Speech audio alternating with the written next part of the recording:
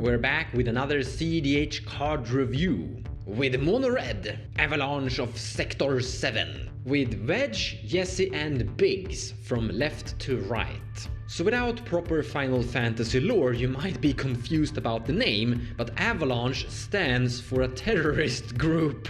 These are actually good guys. The entire group is actually Barrett and Tifa. You could say Cloud is part of the group, but he's more like a mercenary joining it just for money. But I guess they just clumped up these three characters that are NPCs, side characters you could say, as a one creature called Avalanche of Sector 7 as the terrorist group you could say. So this is 1 red mana, 2 generic for a star-free menace legendary creature human rebel with Avalanche of Sector 7's power is equal to the number of artifacts your opponents control, and whenever an opponent activates an ability of an artifact they control, this creature deals 1 damage to that player, which fits perfectly lore-wise with what these characters are actually up to. As I said, they are terrorists, they are destroying power plants you could say. So in Final Fantasy VII, the lore is basically that there's a lot of magic in the earth, or well, there's magic everywhere, but the evil corporation has basically figured out a way to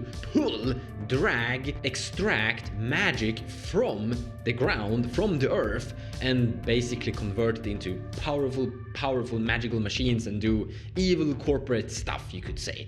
But they are slowly destroying the planet doing so. Hence, they are eco-terrorists. And they are literally running around trying to explode, destroy power plants, you could say. So they are attacking artifacts and they are punishing people for having too much artifacts. And people in cEDH do have a lot of artifacts, so that's a no-no. You're gonna get punched pretty hard by these guys if someone does. And they have menace, so they can easily get through kinda easily. But how good are they inside the cEDH format and metagame? Truth be told, they are actually pretty good. Now, first and foremost, we should mention, don't play this as your commander. This is something to have inside the 99. As a stacks group slug creature. Whenever one of your opponents basically tap their Fellow Stone or Arcane Signet, they take 1 damage. So the amount of potential group slug this creature could impact is pretty good. And the cEDH format are in need of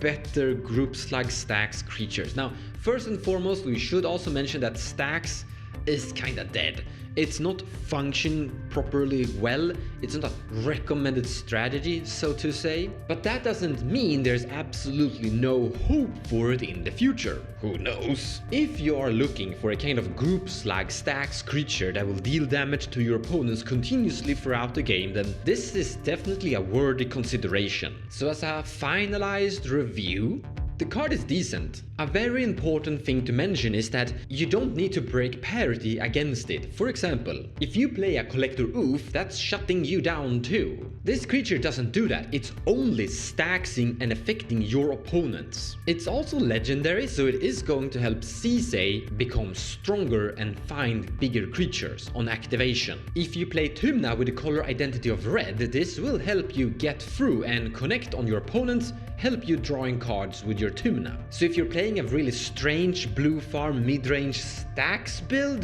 then sure. So I can see a world where it's going to see some tiny action inside the cEDH format, but ultimately I don't think that this is fit for the current metagame yet. I think this is a card you probably should have in your collection, and maybe one day it will be amazing. Speaking of amazing, if you enchant Curiosity on this, I promise you're gonna have a blast. Highly recommend that. Thank you so much for watching, and I hope you enjoyed the video. I think I might playtest these inside some of my decks, not expecting a high potential result, but I kinda wanna playtest with them. I mean, the part where they're probably gonna punch really hard and they have menace means that you can really threaten someone's life quite early in the game, like they can come into play turn 2 with a mana dork and then punch someone really hard down to a very low life count, and that could effectively affect them a lot regarding their necropotence and adnos and such. So